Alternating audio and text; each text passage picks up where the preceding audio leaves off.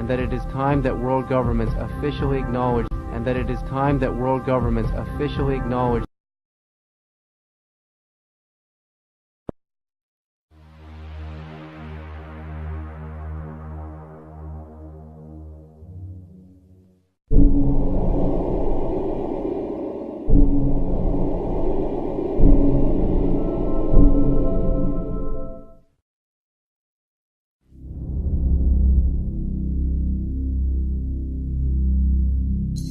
We have an unidentified flying object.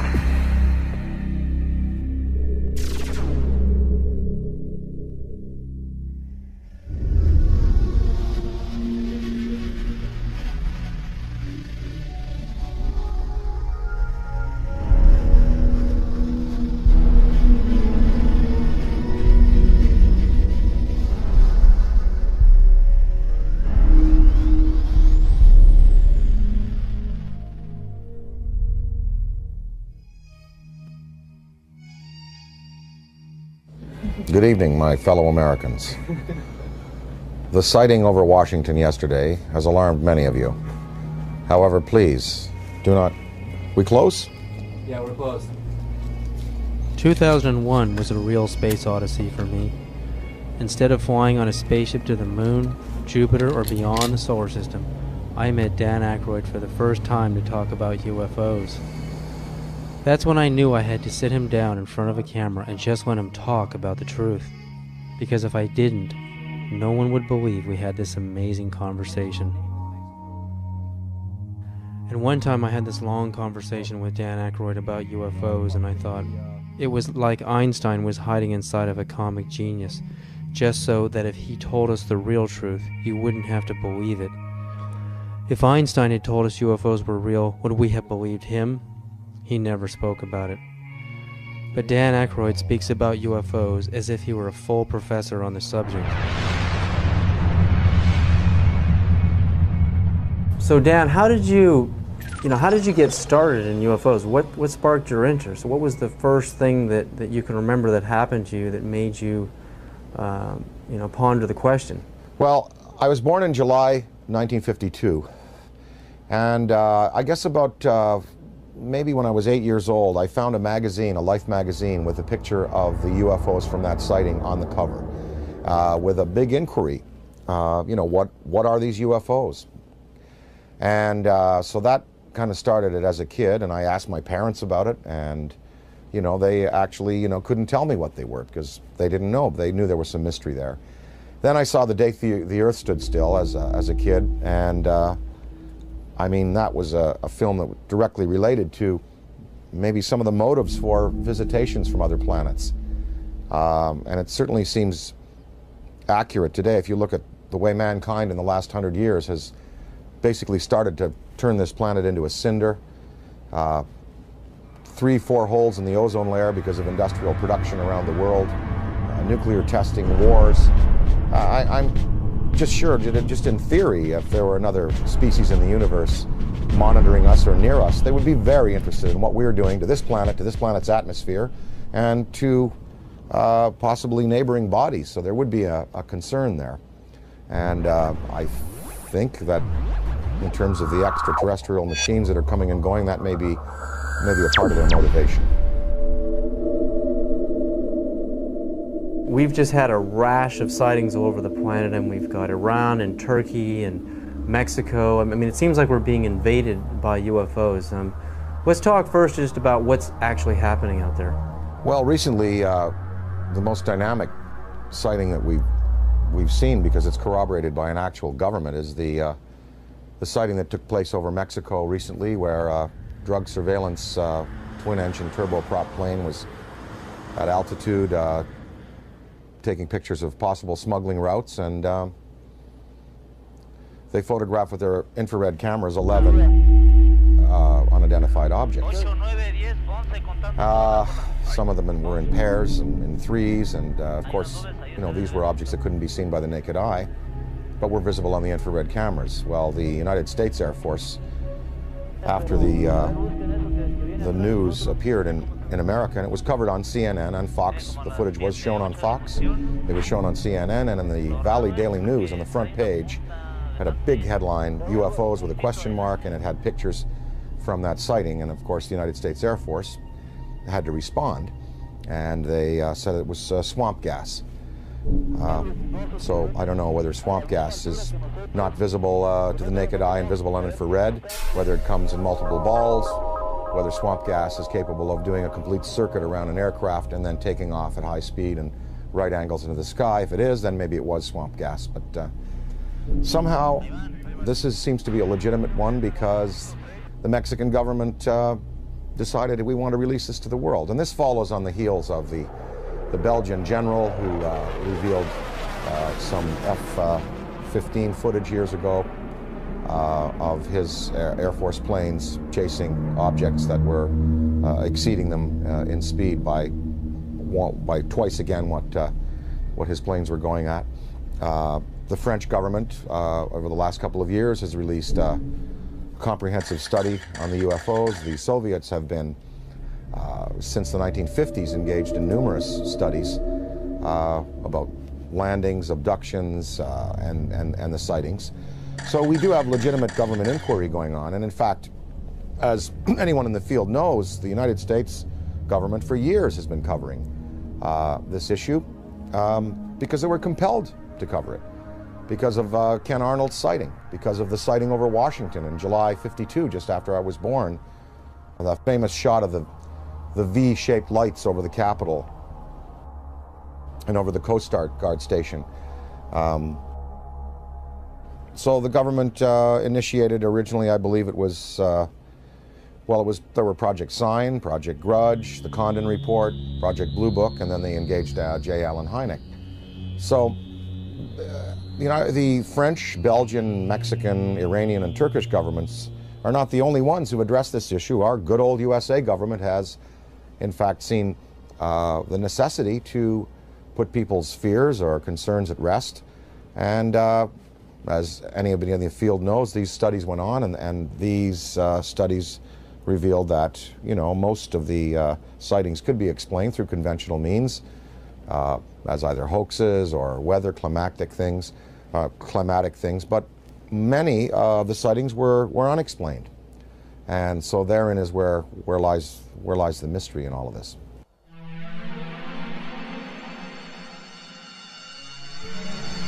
Dan, what do you think is the significance of UFO technology? I mean, obviously, these guys, extraterrestrials, can come from one star system to another and visit Earth. I mean, recent headlines on CNN are talking about, and BBC, that we're going to run out of oil in 2026. We've got to get on to a better technology. I mean, to be able to go from another star system to Earth, obviously they have the answer. Well, the presence of these obviously intelligently controlled machines tells us that we are dealing with beings who have anywhere from 1,000 to 1 million to 10 million to 1 billion years advancement in technology on us. So you've got to figure that look what happened in the last 100 years. We have the Wright brothers at the turn of the century taking off in basically a fabric and wood aircraft. By 1969, we have lunar expeditions.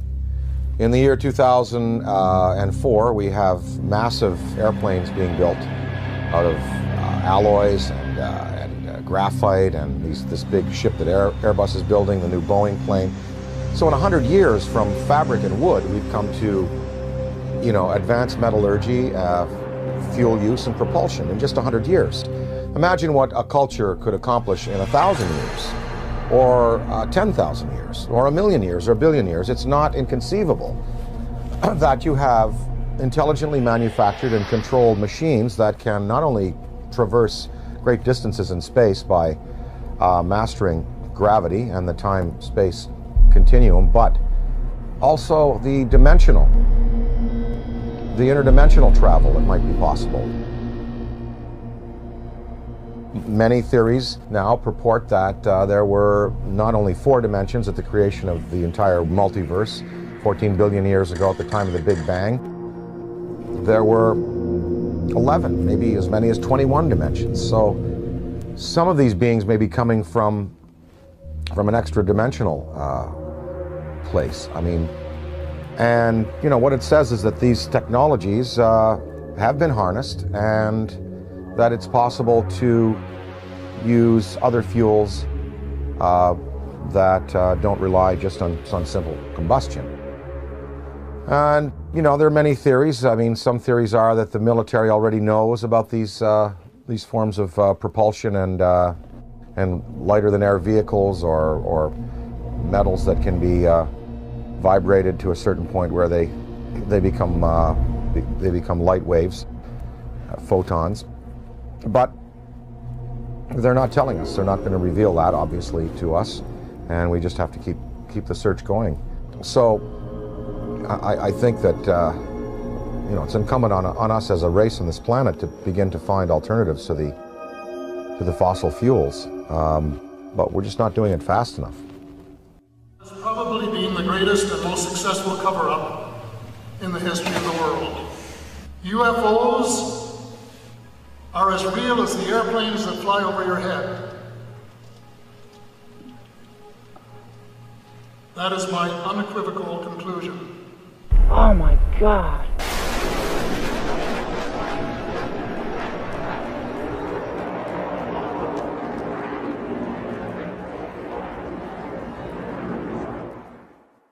The Avro Arrow story, Dan, I mean, you appeared in a movie about the Avro Arrow story.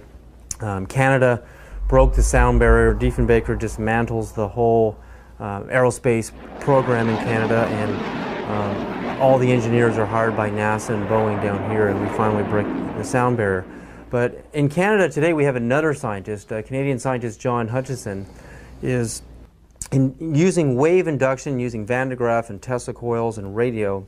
On a 75-pound cannonball, we can see this huge cannonball levitating in the air. I mean, Boeing, NASA, Lockheed, all of these defense contractors are going up into his lab in Canada and trying to understand how this thing works, because the next person or the next country that figures out true anti-gravity propulsion systems is going to be king of aerospace on this planet.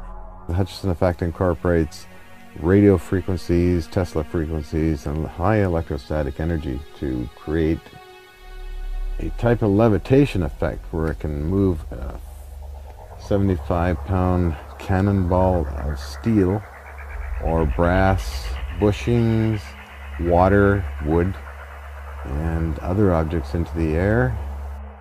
Are we doing enough in our universities, in our research labs? Are we putting enough money into this kind of a research? And what risks are we willing to take if universities in Beijing and China and Russia, they're actually going into the UFO phenomenon in their universities, but here in America, mainstream science, mainstream physicists laugh at the UFO phenomena? I mean, what do you think about that? Budgets are tight all around the world, and as far as putting money into the study of alternative technologies, funding research by people like Hutchison, the money is just not there. I mean, if you look at NASA, NASA is getting chopped back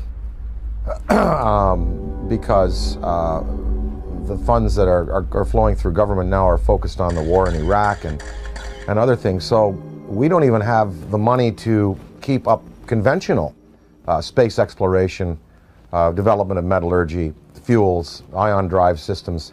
So I don't see any government in the next 10, 20, 30, 40, 50 years really putting the money into the kind of research that's needed to develop these alternative systems and to perhaps study what is driving these intelligent machines from somewhere else.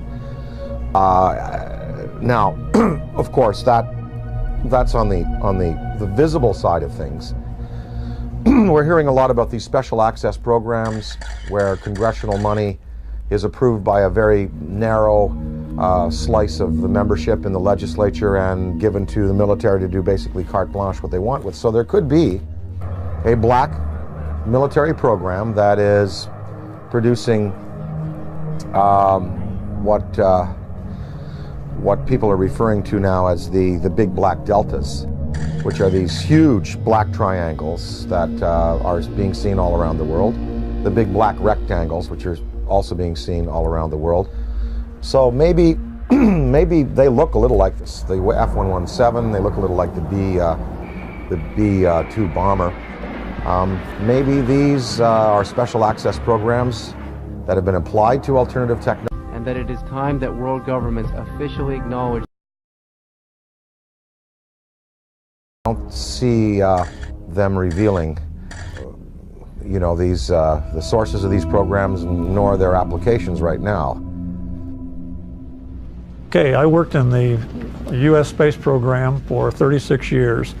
I was a contractor employee, first working for McDonnell Douglas and then ending up working for Boeing after McDonnell Douglas was purchased by Boeing. I started at the end of the Mercury program and then worked the whole Gemini program. And during Gemini, I was responsible for the design of the equipment for the life support system. And so I had a distinct interest in keeping astronauts alive and having successful equipment. During the program, when we were flying the Gemini spacecraft, my interest in UFOs became very real. It became real because, first of all, Gemini 2, which was unmanned, it was rumored and talked about among our researchers that 2 UFOs had followed Gemini 2. And then Gemini 2 was, of course, recovered later. And I didn't think too much about that except, yeah, that's kind of funny. Very interesting stuff. And then when Gemini 4 flew, and its 4-day mission, 66 orbits, with James McDivitt and Ed White, about halfway through the mission, McDivitt said he has something up here with him.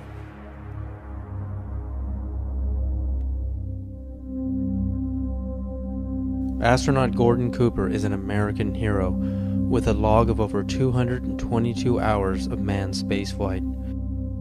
He had a long and illustrious career of service to his country. With over 11,000 hours of flight, he was a fighter pilot, U-2 test pilot in the Air Force, and is one of the first men to ever fly in space. He orbited the Earth 22 times in Phase 7, the last of the Mercury missions, on May 15th and 16th of 1963.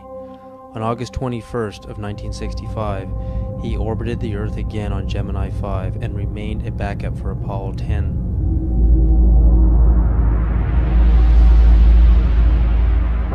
Well, I've had some occasions to know some of the people who were involved in Roswell at one stage or the other. I think there's been an awful lot of untruths put out on Roswell and an awful lot of conjecture.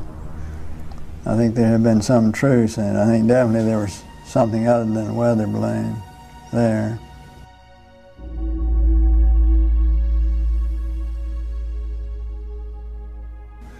Very likely.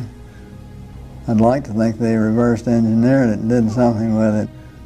Did some benefit with it, which would be the logical thing to do, but I have no way of knowing whether they did or not. Within hours of the crash at Roswell, U.S. General Nathan Twining designated the visitors as enemy aliens. It appears from his book that Colonel Corso agreed with that assessment, and that it has remained as official U.S. policy ever since. At that time, however, it was an enemy, quote unquote, about which the U.S. could do nothing, because the visitors were so technologically superior. That led to the recommendation that the discovery be treated with the utmost secrecy, to the point that the crash at Roswell didn't happen and that UFOs don't exist. The rationale was that the ordinary public couldn't cope with the news and might easily panic. Area 51, Dan, I mean, we hear stories from Bob Lazar, we hear stories about alternative space program theories, we're building UFOs and reverse engineering UFO technology since the saucers crashed at Roswell and the plains of St. Augustine, and we have reverse engineered that technology today. That's the theory, and NASA is just a smokescreen program. If we really have true anti-gravity technology today, why aren't we using it in our military? Why isn't it evident in the war in Iraq? Why don't we use it to demonstrate superiority on the planet? And if not, if all of this is just conspiracy theory and we really don't have this technology, again, Are we willing to take the risk of losing air superiority on this planet by letting the Russians or the Chinese or some other country, even the Middle East, actually engineer this kind of UFO technology and conquer the world? Are we willing to take that chance? Well, I think, as far as military applications, maybe they are being used already. Maybe we don't know. Maybe they're being used in a surveillance capacity.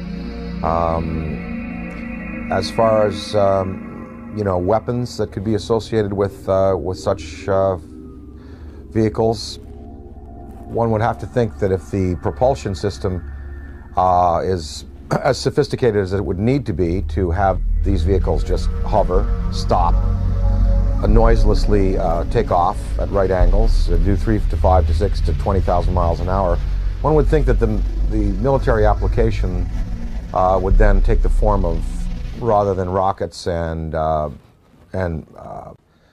projectiles, that probably a particle beam would be used, some kind of a laser, some kind of a disabling beam to disable equipment, to cause disorientation among men and troops. And of course, we have seen no evidence of this. I'm not sure that the U.S. military would want to play that card right now, because after all, the war in Iraq really is a conventional war. We have air superiority there already. There is no Iraqi Air Force. There was no Iraqi Air Force. We, in the United States, we have air superiority basically over the rest of the world. I'm sure there's some pretty hotshot MiG pilots in China and Russia.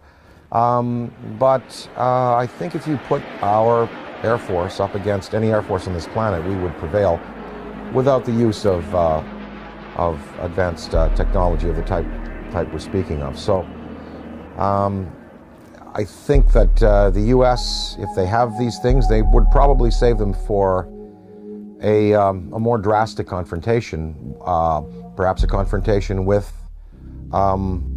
beings that have the potential to be superior over us in terms of the applications of aviation today. So maybe these triangles, the big black deltas, the rectangles, are the next wave of the U.S. military's defense against what some might perceive as an extraterrestrial or extra-dimensional threat. Maybe these weapons or these flight systems now are being prepared to confront a race of superior beings that could have designs on the planet that are malevolent. I think it was Lord Hill Norton, or one of the British Air Force Defense Ministry staff who was assigned to study UFOs in the 50s. After he retired, he said that in his estimation there were 23 different species of being visiting the planet in numerous types of vessels. We know from the NASA UFO studies that you've done, and I think that theory, there's nothing wrong with that theory that I can see that doesn't point to what you postulate, and that is that there are benevolent beings that are trying to heal the planet, hence the size of these ships that we're seeing in the STS cameras, and the fact that the ozone has holes in it, the fact that water could be a healing element there. What are these lifesaver-shaped little Dropostone-shaped ships conveying to our planet? Well, we see them coming into the atmosphere, and on the STS tapes and other forms of exposure, they're not releasing personnel, they're not releasing projectiles, and no harm has come to the planet, through their intervention. So one can assume perhaps that maybe there are benevolent beings out there and malevolent beings out there, and maybe the United States government is preparing weapon systems to deal with the malevolent beings. Ronald Reagan said in a speech, he said, what if there were a species from another planet that was threatening us? We would all find a way to work together. And one can only think about the Star Wars system and the fact that there we had satellite-mounted cannon. Well, they'd be good for shooting down rockets. They also might be good for shooting down other invasive vehicles that are coming into our atmosphere. Ronald Reagan himself spoke about a UFO sighting that he had when he was governor of California in the Beach King Air that they used to use. They were coming from Sacramento. His wife was with him, Sacramento to Los Angeles, and a saucer clocked the plane for a good 45 minutes. And Reagan spoke of it to a lot of people. And I think maybe, part of his motivation in getting the Star Wars weapon system up might have been that to prepare ourselves for the day when other beings might come to this planet with designs of, who knows, taking minerals without authorization, taking people. We're probably just going to have to wait to see. I occasionally think how quickly our differences worldwide would vanish if we were facing an alien threat from outside this world. Colonel Corso makes it clear that the Reagan administration's Strategic Defense Initiative, appropriately dubbed Star Wars, was primarily designed for use against the alien intruders. His contemporary successor, the anti-missile defense system, is also being designed with that as one of its principal objectives. It is true that a case can be made for attempting to provide a shield against the Russians and Chinese, although everyone knows that the Russians are not going to embark on a policy which would result in their total destruction. It is equally true that they, too, are aware of the visitors and know that the perceived threat from the visitors has been a major consideration in the planning of the anti-missile system.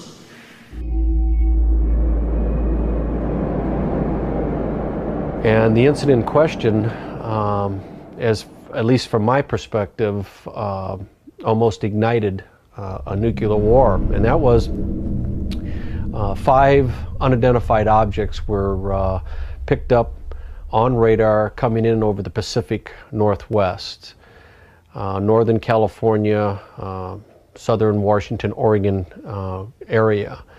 As these objects approached the coast, Strategic Air Command went on a alert. We were in a defense condition, or what is referred to as a DEFCON, Defense Condition 3, which means that the nuclear forces were ready, but they weren't on a ready stated alert. We elevated that to Defense Condition 4. Defense Condition 5 is launch.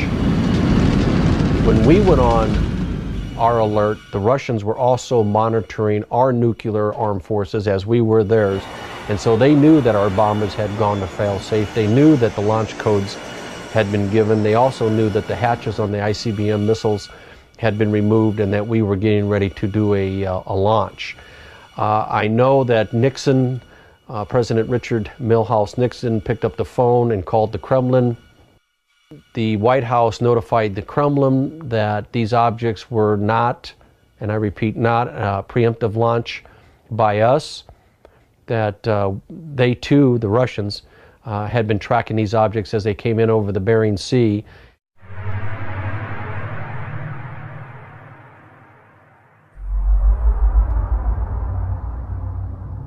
Probably moved 100 miles in a matter of a second or two. When we look at alien abduction, I mean, the idea of a human being being taken and having an implant inserted into their body, I often think of how biologists, how we tag whales. You know, we put a chip on a whale and we can track them via satellite, and also how, you know, we go into a frog's pond and we pull out the frog and we spread it out on the table. Remember in biology class we used to do this, and, you know, stick the little needles in his legs and cut him open. I mean, that's how we look at another life form in another world. So is it really a sign of violence and negativity that an extraterrestrial civilization is coming to Earth and doing the same to us, putting computer chip implants on us to track us, know where we are, study our species, do a little bit of biological experimentation. I mean, I know for us it's horrific. I mean, it's absolutely a violent thing for us as humans. But from their perspective, do you really think that they're being violent? Well, again, I have to go back to some of them might be here for good purpose. And that it is time that world governments officially acknowledge Kind, and some are here for selfish purposes. Maybe these abductions, even though they're done in a objective but biological way, like we dissect frogs, maybe they're doing it just for fun and for sport. I mean, I don't know. I think probably that that the fear could be justified in some senses. Anne Druffel has written this book about how to prevent being abducted.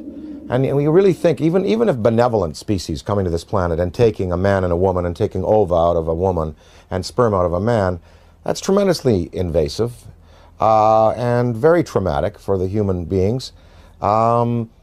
So even if the motives are good, these actions are as violent as anyone we're capable of on the planet. I think that a certain amount of fear is justified.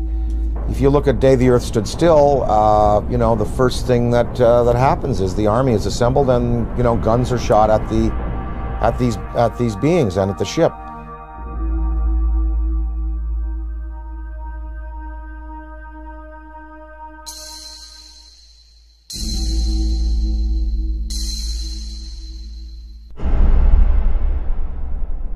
I addressed the question to Dick Cheney because I say the most important question to put to any high-ranking official is not what do you think about UFOs or have you seen one. The most important question is, have you ever been briefed on the subject? Did someone walk in your office and tell you what's going on? Because if someone walks into the president's office or some high-ranking official and briefs him on the subject of UFOs, it is for real. It's not imaginary, as the government has been saying for 60 years. So I asked Mr. Cheney, this is 3 months after he became the vice president, I asked him on the air, and this is still on Diana Ream's archives, Mr. Cheney, in all your jobs in government, have you ever been briefed on the subject of UFOs? And if so, when was it and what were you told?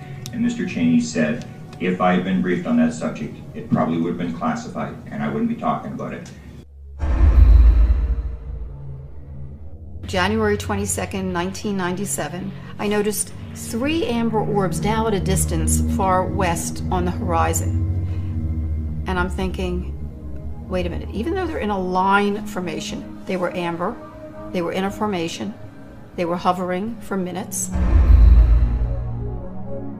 And as I'm pointing like this, they reappear in the same spot. And I thought, I have to get a picture of this.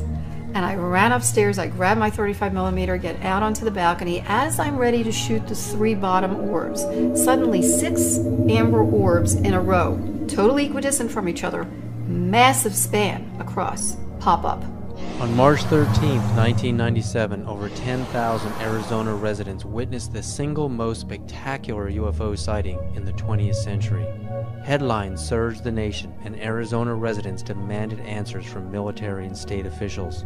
A mile-wide UFO was seen from as far north as Flagstaff, Arizona, and then the giant triangular UFO hovered above the great city of Phoenix, Arizona, where Dr. Lynn Kitai shot this amazing videotape.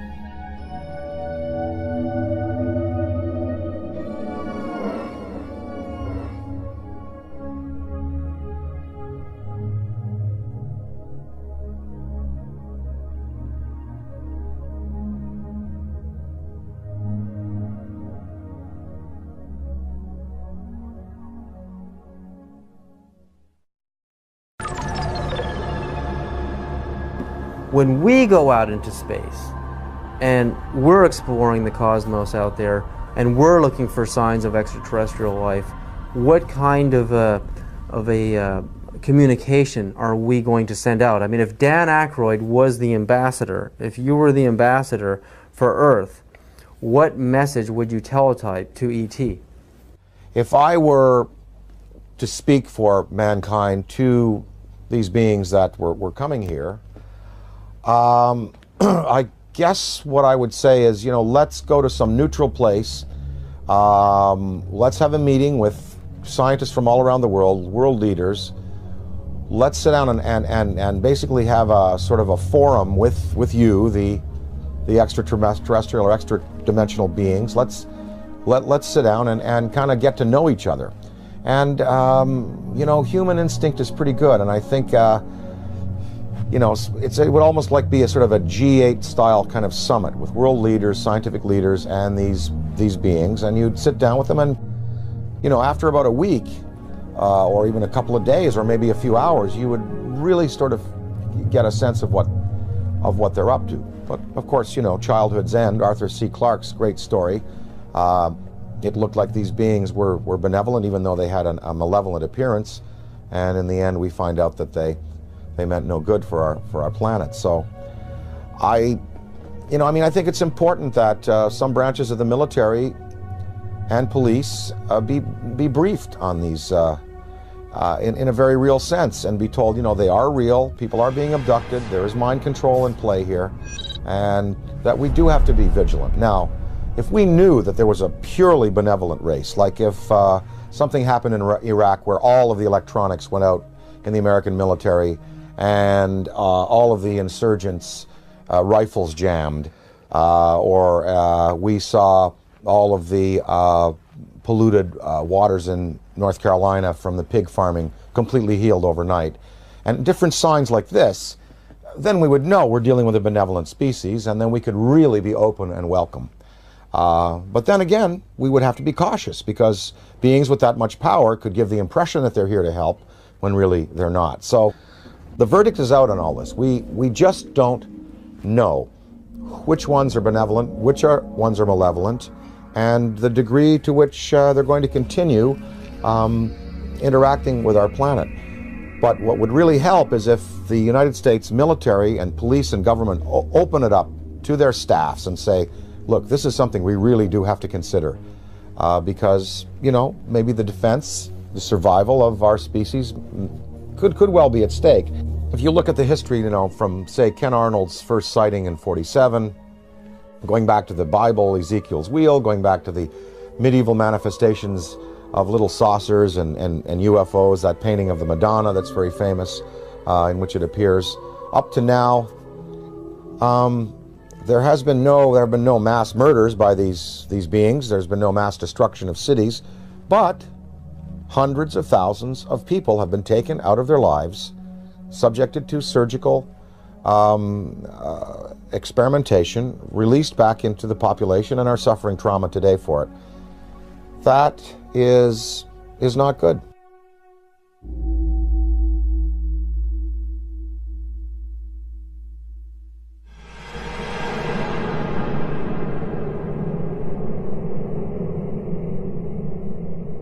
The idea, I mean, like in the movie Close Encounters of the Third Kind, the meeting on the dark side of the moon in Devil's Tower, Wyoming, I mean, it seems like the logical thing to do. I mean, we have a communication, a teletype message, we have a place, a location, and a time, and we isolate it from the public until we know it's safe. I mean, we check each other out. I mean, this seems like the most logical thing to do, you know, even rather than meeting on the White House lawn. I mean, this is the way we would like it to happen.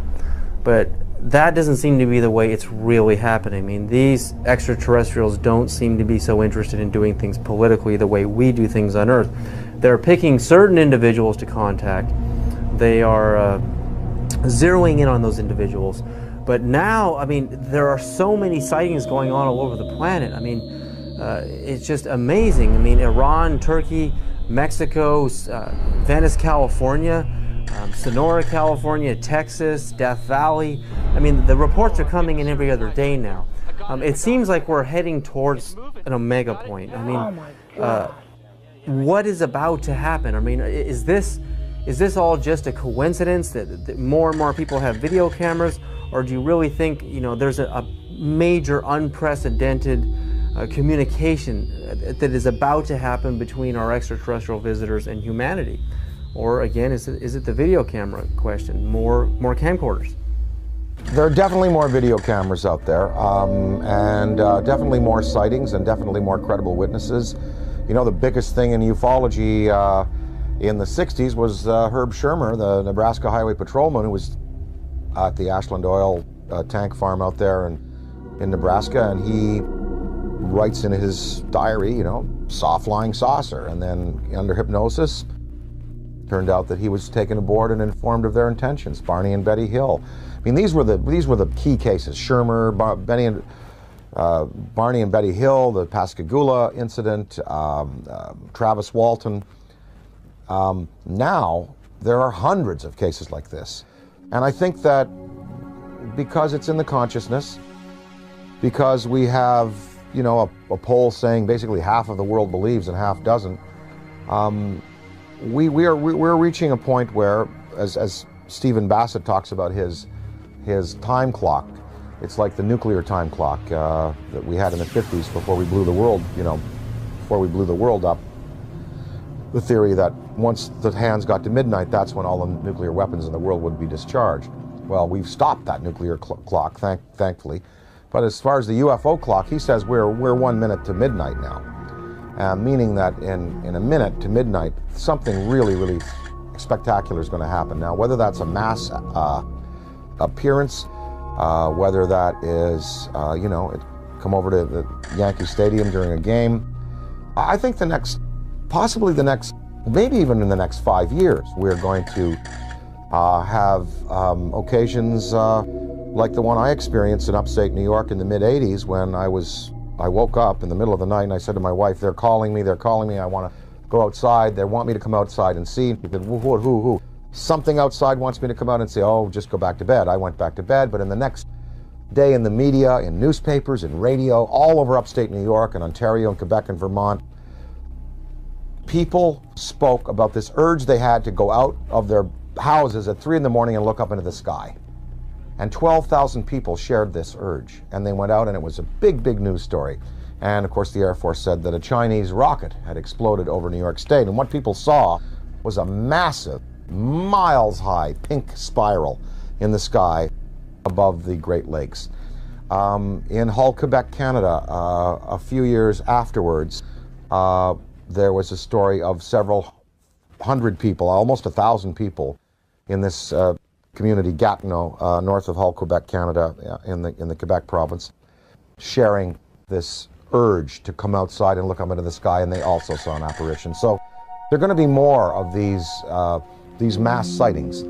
And, you know, the day that 1 million people in Idaho at a rock concert or something see it, that is when you're going to really get the conventional military and police sitting down to say, well, it's time to throw the Brookings Institution report out and lay it open to the people and let the people decide, you know, what must be done in conference with our state leaders.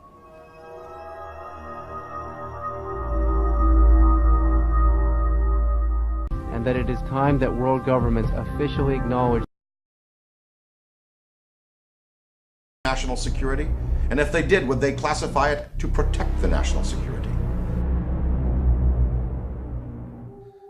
So I would have to say, no, I couldn't agree to non-disclosure. I really couldn't if I saw something or photographed something. But I can see where other people, you know, wanting to do the best for their country, wanting to serve their country in a legitimate way would say, yes, I will not disclose. And this is based on the Brookings Institution report from the late 50s, which, you know, Congress commissioned, which said that if the existence of UFOs were really revealed to the American populace would not be able to handle it. They would defy church authority, police authority, military authority, governmental authority.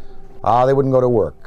They would sort of cast aside the mayors and governors and presidents and go, we want to talk directly to these beings. We feel that these beings should, you know, have their case put to us directly by them themselves. I think the American populace today is ready to handle the concept that what we live in, the 4 dimensions of height, length, width, and time, is not all there is. There are more dimensional realities. There are advanced beings with machines that can skip from dimension to dimension, from galaxy to galaxy, using the Einstein-Rosen bridges, the wormholes. I think the American people I think half of them know, and I think the other half, with the proper evidence, would be ready to accept it.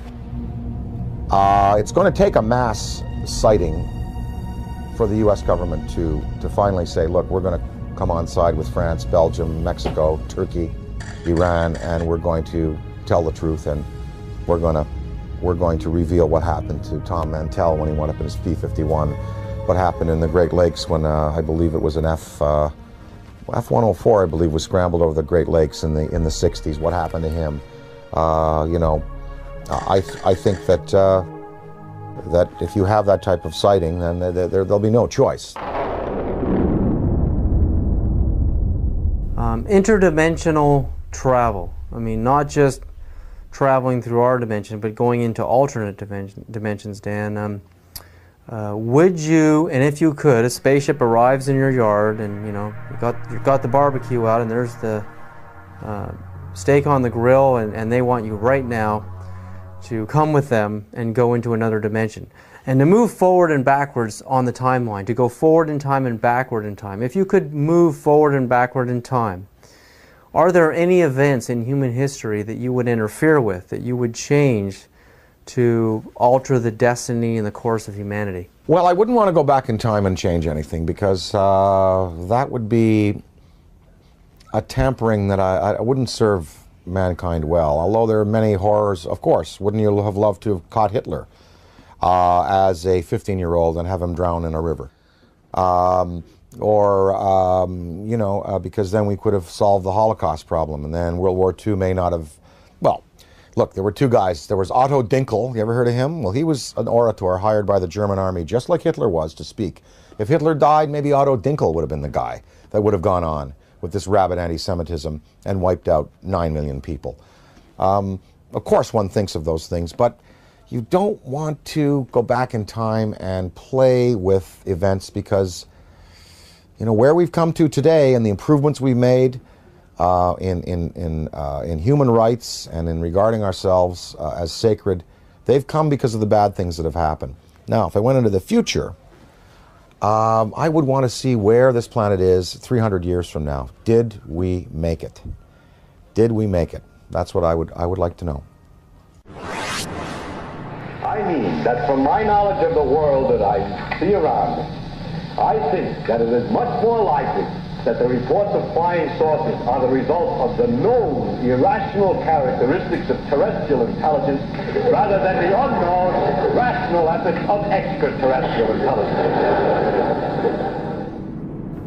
Interdimensionality, again, if you could move forward and backward in time and meet any personality, any public figure, celebrity, or politician, or mystical figure, is there anybody that you would like to sit down with, if you could have lunch with them, or just sit down and talk to them and have a discussion, forward and backward in time? Oh, I'd love to spend an afternoon with Richard Feynman. Would love to sit down with Heisenberg, and of course, you know, Einstein, Niels Bohr, Max Planck. You know, I'd love to sit with the particulate, the quantum physics guys, because there really is the root of understanding how and why the world is the way it is, and the joy of these studies in antimatter that are occurring.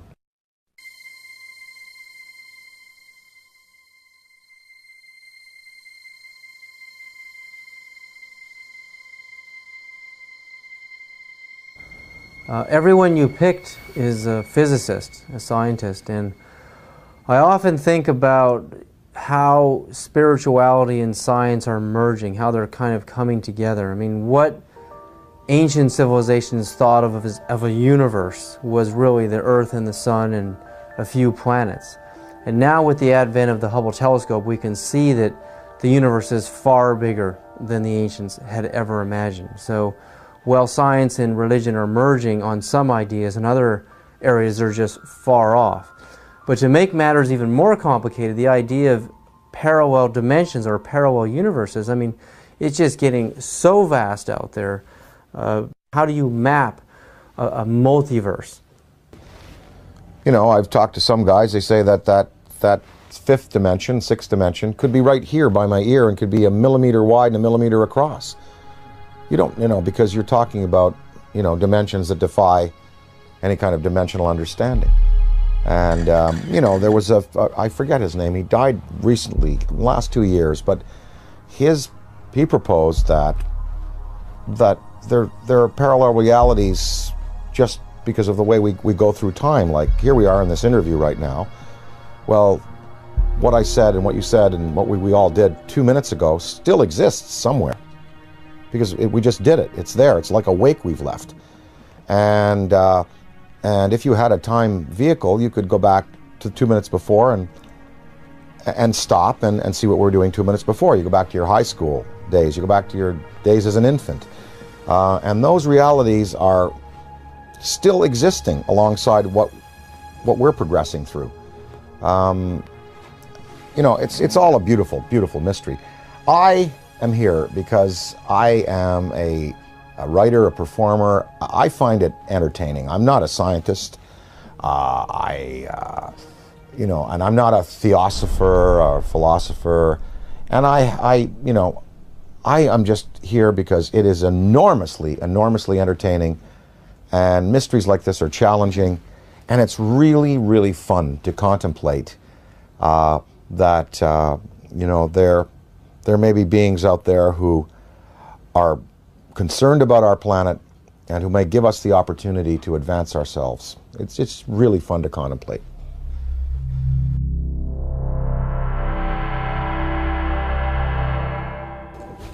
All the physics that we know on this planet, quantum physics and conventional physics and metallurgy and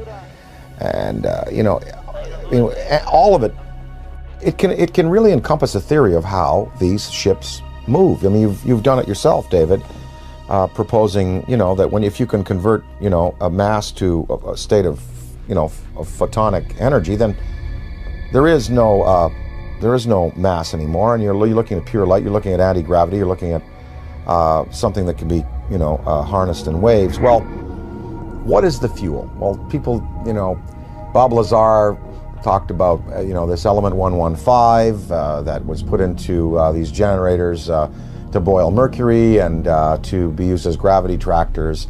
Maybe that's it. I don't know. I mean, they must be using a fuel that's unavailable to us. Does it give off radioactive waste? What is the cost to them? For instance, the Venice UFO that you recently showed me, and I covet that tape. That's amazing. Because you see the metallic quality of the object, you see the force field around it, you see it spinning. It was May 2nd, 2004, approximately 11:30 a.m. And I was walking from my apartment with my girlfriend down this alley right here. And we were just sort of walking this way, and I looked up over at those phone lines, and we saw something that we really couldn't make sense of. It was a very shiny, metallic disc. So we turned the corner here, and this is basically where we're just looking at it. And we're pretty much like, okay, that's not a balloon or anything we're familiar with. So we sort of kept walking to the corner and just stared at it for a while, until it hit me, that this was really something. There was a man also looking at it, sort of a bystander, and he said, wow, do you guys see that? And that's when I realized all three of us were looking at something extraordinary. What is the environmental cost of running these machines? Are they clean or are they not? Is there some, wherever they came from, is there some place they have to go back to after their journeys are finished to dump whatever they've used up in terms of fuel, like we would a bad fuel rod in a reactor? That is a question I'd like to know. I'd like to ask are you a clean burning vessel, or is there some cost that you pay like we paid for atomic energy? When we consider that it may be possible to take mass and reduce it down to zero, make it as light as a photon, we can start to approach this whole light speed phenomena from a whole new direction. I mean, we're going to be able to do this. This This is the only logical answer. There are no fissile nuclear materials in the universe as we know it to produce the kind of energies in a steady stream that you need to get mass up to that speed. There are no fissile nuclear fuels that can produce 1 trillion electron volts all day long. And wormholes are even more exotic. The idea of bending and folding two spaces of space-time together and creating a shortcut wormhole to vector in between those 2 points, according to Kip Thorne, who wrote Black Holes and Time Warps, that the energy required for a wormhole is 100 million suns, the negative energy they put out for an entire year. There are 100 million suns in our galaxy alone. That means all of the negative solar energy coming from our suns in this whole galaxy, the total energy for a whole year is required to create a wormhole. Where has any extraterrestrial civilization or our civilization going to get access to levels of energy that high? It's never going to happen. That's why I've reversed the table here. I said, you have to ultimately get frustrated with the idea of increasing energy en masse. You have to it's like banging your head against the wall and trying to cram it through the wall. You will never be able to do it this way. So the new way, as I propose, is to make this all possible. And when you consider UFOs coming in, stopping on a dime, and then accelerating and turning out into space, any Air Force pilot can tell you that stopping on a dime, the G-forces are going to throw you right through the walls. Yeah, you'll be crushed. And then sudden acceleration is going to do the same thing. It's going to destroy the body of the pilot. So this new approach and this new idea, I mean, this is just the inception, it's just the beginning, but I think this is really the only avenue that we can look down right now and the only way we can see solving this problem.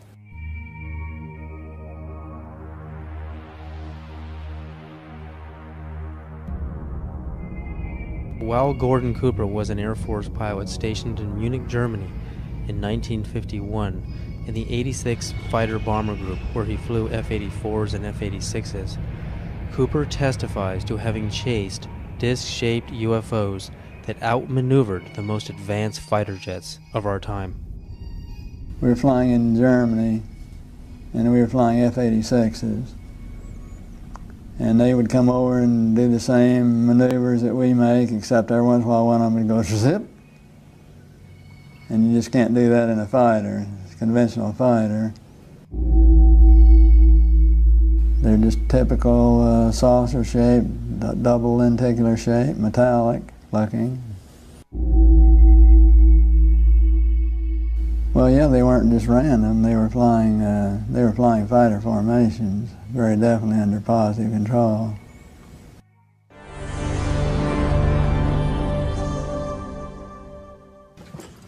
I'm here to announce that the second annual Exopolitics Expo, X-Conference 2005, was concluded on Sunday, April 24th. This event was produced by Paradigm Research Group. 26 speakers and panels. And that it is time that world governments officially acknowledge. It was a unique event which focuses on the political, governmental, and social implications of extraterrestrial-related phenomena. It is produced by PRG as part of the emerging activist movement seeking to end a government-imposed truth embargo regarding extraterrestrial-related phenomena.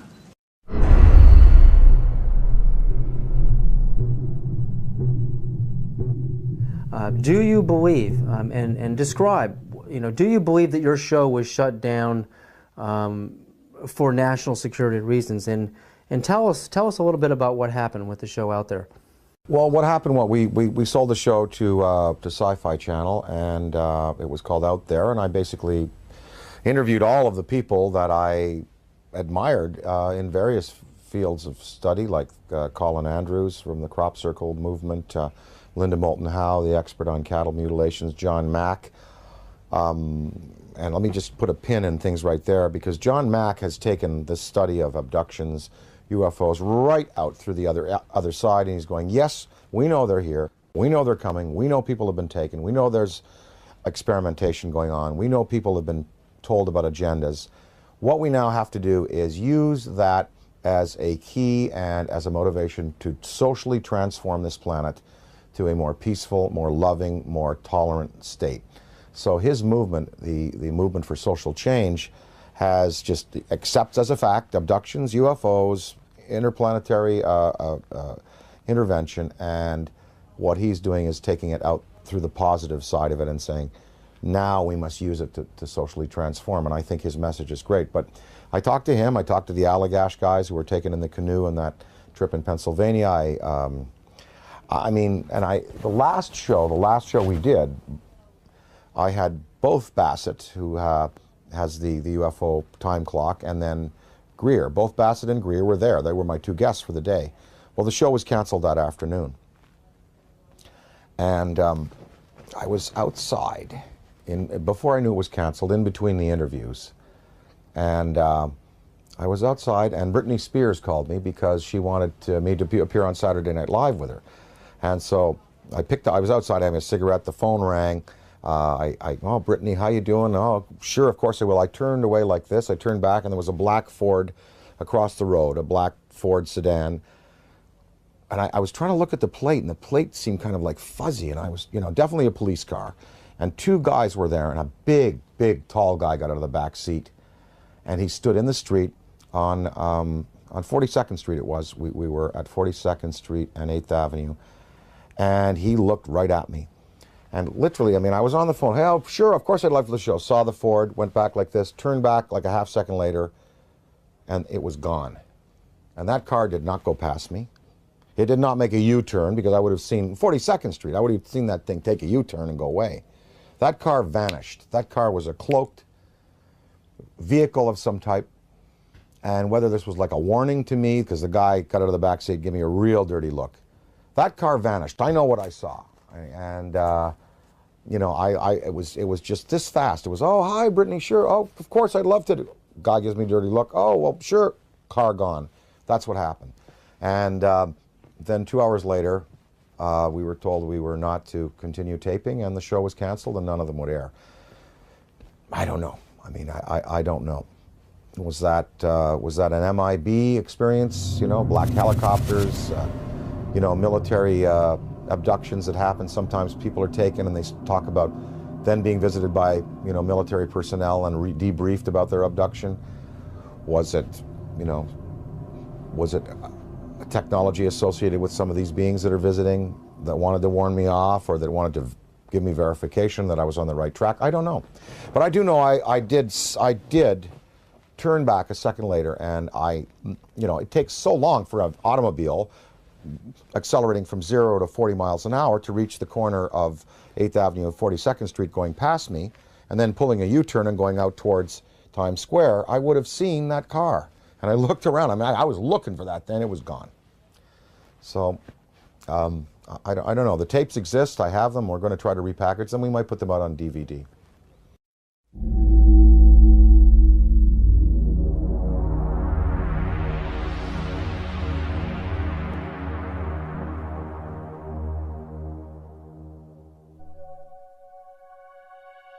I was having some cameramen film the installation of a precision landing facility we were putting in right on the edge of the dry lake. And this saucer flew right over them and put down 3 little gear and landed out on the dry lake bed. And they went out to, picked up their cameras and moved on out toward him filming. And he lifted off, put the gear back in the well, and climbed out at a very high rate of speed and disappeared. And so while I was going through all the regulation books and finding out the number to call in Washington to report it, I had them go over and develop the film. By the time they got back with the developed film, I was on the higher and higher and higher level officer talking to me. Finally with the colonel telling me to when the film arrived at my desk, to put it in the carrier pouch. There would be a courier there at my office by that time already, and they'd arranged for him to fly in our base airplane back to Washington with these films, and do not run prints, etc., etc., etc. We didn't have a chance to run it. I had a chance to hold it up to the window and look at it. It was certainly good found. Well, by this time I was involved in the research and development and doing very classified programs myself, at the test center. So I knew that we didn't have any vehicles of that kind, and I was 99 9/10% sure that the Russians didn't have any of that type either. So there certainly was, at that point in time, there was no doubt in my mind that this vehicle was made at some other place than here on Earth. Yeah, well, Buck Rogers and Flash Gordon coming true. Dude, I got it, man. Probably moved 100 miles in a matter of a second or two.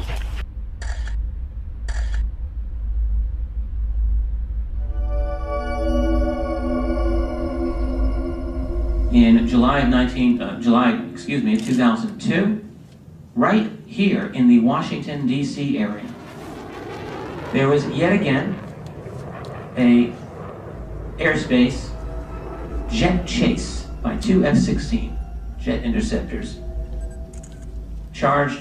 which were chasing a bluish object right outside D.C. In fact, we have one of the key eyewitnesses here in this room today. This received some play in the Washington Post and a little bit of mainstream media, then of course fell into the black hole of the media, never to be discussed again. What were these objects that were able to outperform F-16 interceptors in a post-9/11 America? What is going on? And what are the consequences, or the potential consequences, in the event that we should shoot down a few of them? A related question that I have been asking myself is, to what extent are they really an enemy? What crimes have they committed against humanity? They have certainly upset the military by flying over their most secret installations, by shadowing their planes, and by buzzing their astronauts. The Army shot 1,430 rounds of anti-aircraft fire at the UFO between 3:12 and 4:15 a.m. Army Chief of Staff General George C. Marshall wrote a top-secret memo to President Franklin D. Roosevelt that the U.S. Navy recovered an unidentified craft off the coast of California. The retrieved craft was in fact not earthly and in all probability of interplanetary origin. I mean, to me, what this is all about is not just, looking up in the sky and saying, wow, there's another UFO, yet another sighting. I mean, it's about exploring the phenomena. We have to get past denial. I mean, everyone is stuck at denial. I mean, mainstream science says the phenomena is not happening, and they don't take it seriously, and they try to sweep with them half the world. But over 50% of the American population, according to polls, believe in the UFO phenomena, and the government just buries it. Well, there's some media that are guilty of trying to suppress, and there are some media that are just throwing the story out there. Now, this Mexican sighting, we had coverage on Fox, we had coverage on CNN, and in the Daily News in the Valley here, we had a front page article, with the pictures and UFO, big question mark, and I mean, they were treating it. I think increasingly now, the media has to take into account that this is a reality. And I think, again, to go along with the theory and the feeling that John Mack has, let's get past the debate whether they're here or not. Let's start to analyze who they are, how many of them are there, what kind of systems they're using, what their intentions are to us here on their planet, and can we utilize this knowledge to better ourselves as a species.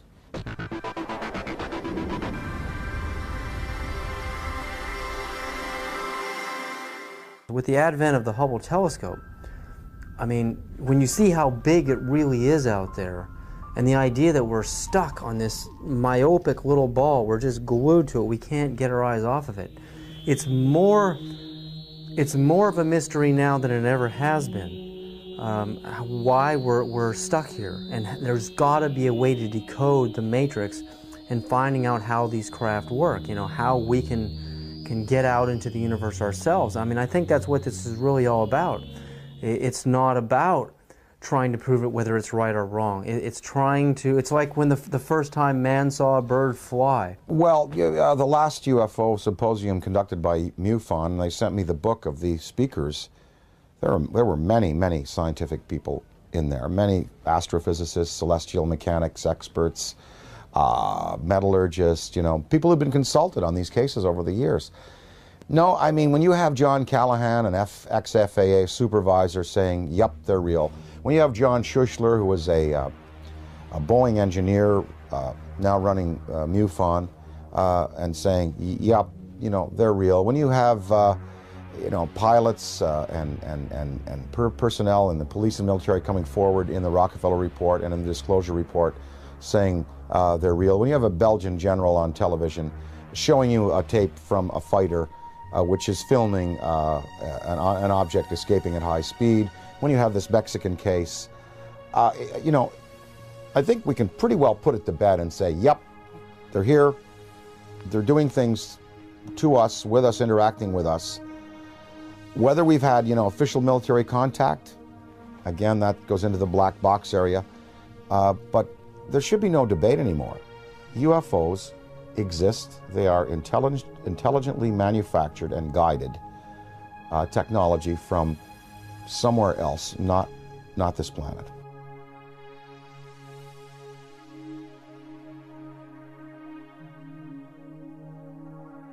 While human beings can only see from red to violet wavelengths of light, the infrared and ultraviolet spectrums are invisible to humans.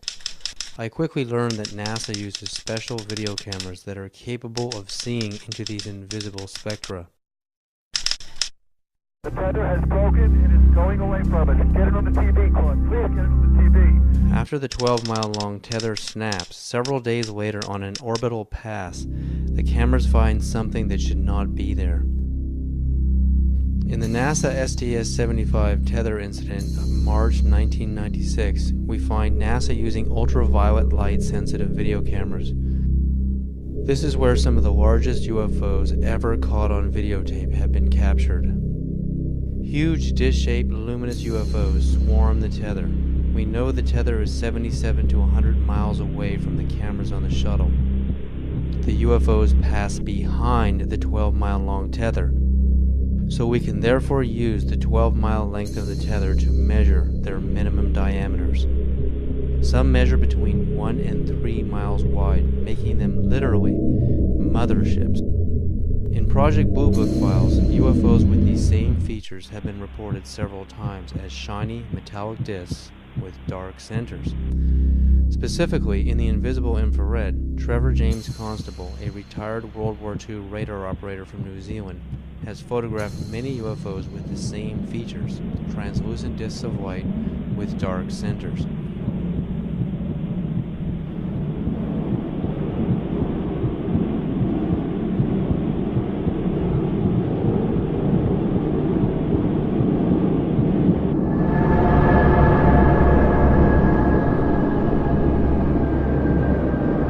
That it is time that world governments officially acknowledge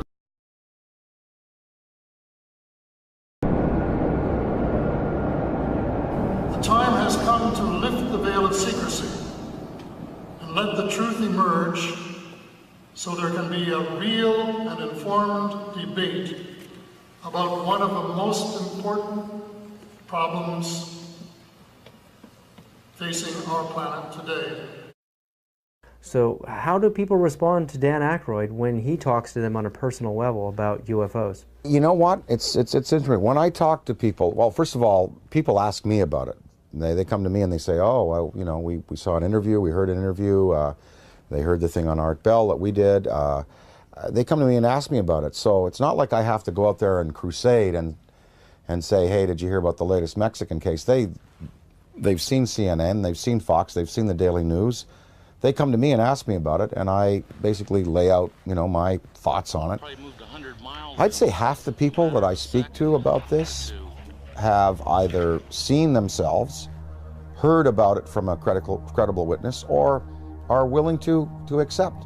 The other half, totally not. Harold Ramis, my good friend and collaborator, does not believe, will not accept until, you know, proof hard proof is presented to him in the form of, you know, something tangible. And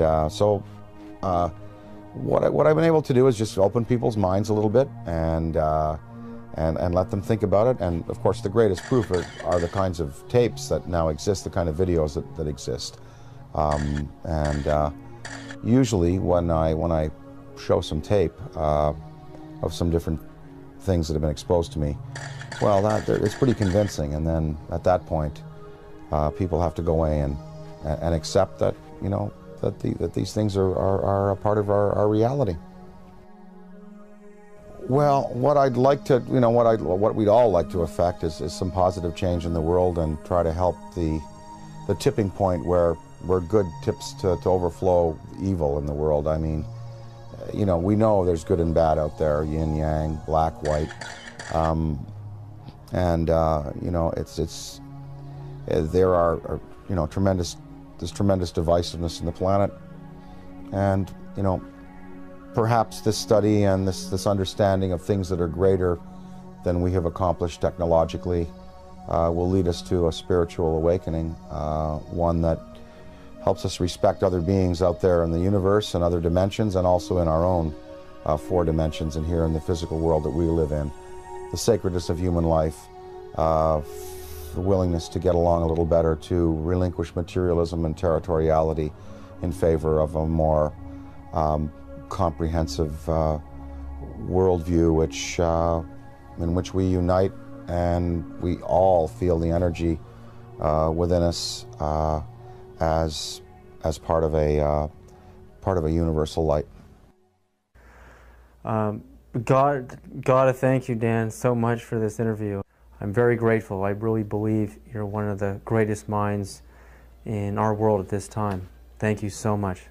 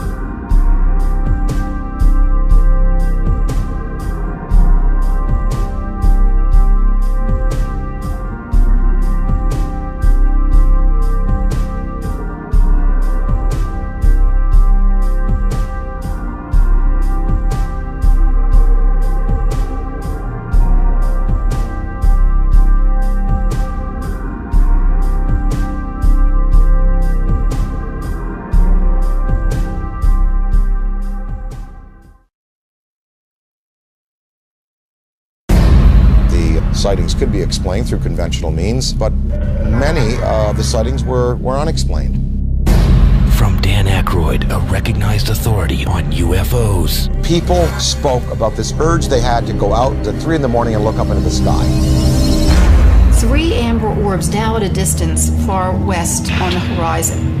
Strategic Air Command went on alert, DEFCON 3, which means that the nuclear forces were ready. I think half of the American people, with the proper evidence, would be ready to accept. Probably moved 100 miles in a matter of a second. It was a metallic disc, and that's when I realized all 3 of us were looking at something extraordinary. 5 unidentified objects were picked up on radar coming in over the Pacific Northwest. 12,000 people shared these mass sightings. Looks like you got an object right in front of you, Mark. Can you look out there? There should be no debate anymore. UFOs exist. Challenging the misconceptions. They photographed 11 unidentified objects. Discovering the realities. They were hovering for minutes. Of what may be. Massive, miles high. The most important question. The incident almost ignited a nuclear war. Facing human civilization today. An authoritative inquiry into the UFO phenomenon. We are dealing with beings who have advanced technology on us. Probe the mind of Dan Aykroyd. Dan Aykroyd Unplugged on UFOs.